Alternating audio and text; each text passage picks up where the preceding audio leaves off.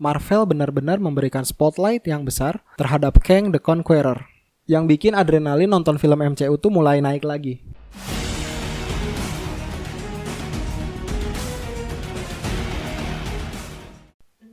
Marvel kelihatan sedikit bingung setelah Avengers Endgame yang berada di akhir fase 3 telah selesai. Setelah villain sebesar Thanos kalah, kelihatannya para superhero ini belum lagi mempunyai villain yang benar-benar bisa mengancam alam semesta. Dari awal fase 4, film-filmnya pun terasa kurang greget. Walaupun pada akhirnya muncul lagi film seperti Spider-Man No Way Home, Doctor Strange The Multiverse of Madness, terus yang terakhir ada Wakanda Forever, yang bikin adrenalin nonton film MCU tuh mulai naik lagi. Kenapa ini bisa terjadi? Karena menurut gua, para superhero ini belum memiliki lagi villain sebesar dan semengancam Thanos. Para superhero Avenger ini bisa dibilang kekuatannya nggak main-main. Tapi walaupun begitu, mereka tetap membutuhkan villain. Para superhero membutuhkan penjahat.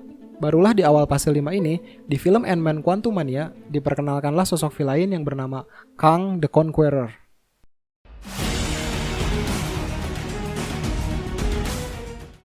Sedikit sinopsis dari film ini. Kehidupan Scott Lang kini dianggap sebagai pahlawan pasca peristiwa Blip.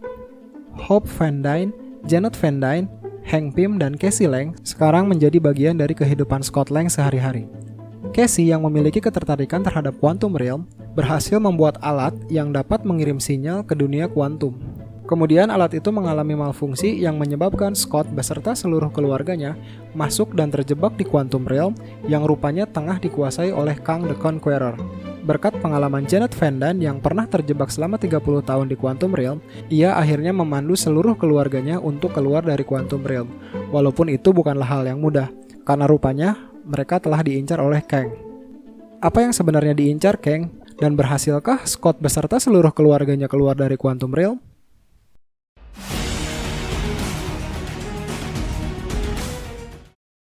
Film Ant-Man yang ketiga ini lebih menceritakan tentang dinamika keluarga baru Scott Lang. Kekurangan yang gue dapat dari film ini adalah hubungan emosi antara Scott Lang dan Cassie Lang yang diperankan oleh Catherine Newton terasa kurang natural. Dunia Quantum Realm yang mengancam terlihat biasa aja di wajah Catherine Newton karena ekspresinya yang cenderung datar. Di film ini, yang bersinar justru adalah Kang dan Janet Van Dyne yang diperankan oleh Jonathan Majors dan Michelle Pfeiffer. Sangat terlihat emosi trauma dan ketakutan saat Janet Van Dyne bertemu dengan Kang di Quantum Realm. Terlebih Jonathan Majors benar-benar memberikan nyawa pada film ini. Tiap kemunculannya pada scene-scene di film ini terasa benar-benar mengancam. Sehingga dengan mudah membuat para penonton mengakui bahwa Kang adalah sosok yang benar-benar berbahaya bagi para Avenger.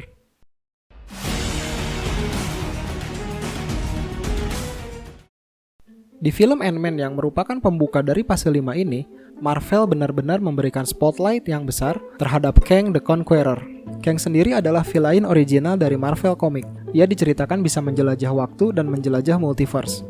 Berkat kemampuannya menjelajah waktu dan seluruh alam semesta, ia sudah bertemu dengan semua varian superhero Avenger di setiap multiverse. Dan ia juga telah mengetahui kekuatan serta kelemahan para superhero ini. Inilah yang menjadi alasan kenapa Kang bisa sangat kuat dan ditakuti. Dengan kemampuannya yang luar biasa, ia benar-benar menjadi ancaman baru bagi para Avenger. Inilah mengapa film ini ditunggu-tunggu, karena para fans ingin melihat lagi villain yang kuat seperti Thanos yang kemampuannya bisa merusak alam semesta. Ingat, pahlawan butuh penjahat.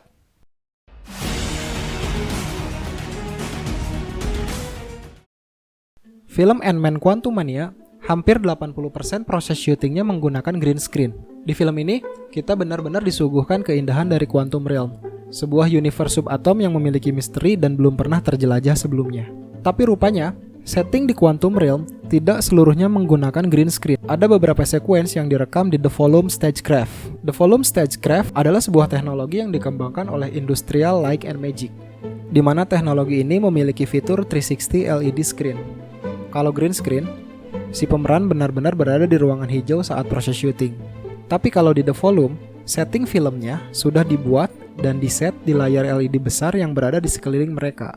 Jadi secara pencahayaan, menurut gua keren banget. Kerasa real dan detail banget setting filmnya.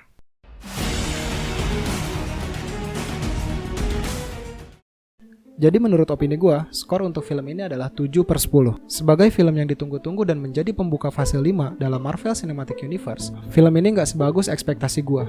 Tadinya gua berpikir bakal nemu sesuatu yang wah di film ini. tapi rupanya biasa aja.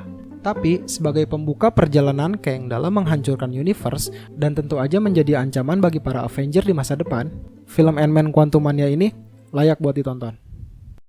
Oke, itu aja pembahasan opini film kali ini. Kasih gue jempol ke atas kalau menurut kalian video ini bermanfaat atau paling enggak bisa ngehibur. Silakan juga subscribe buat kalian yang menyukai video-video seputar dunia film. Terus nonton film, karena nonton film gak cuma buat hiburan.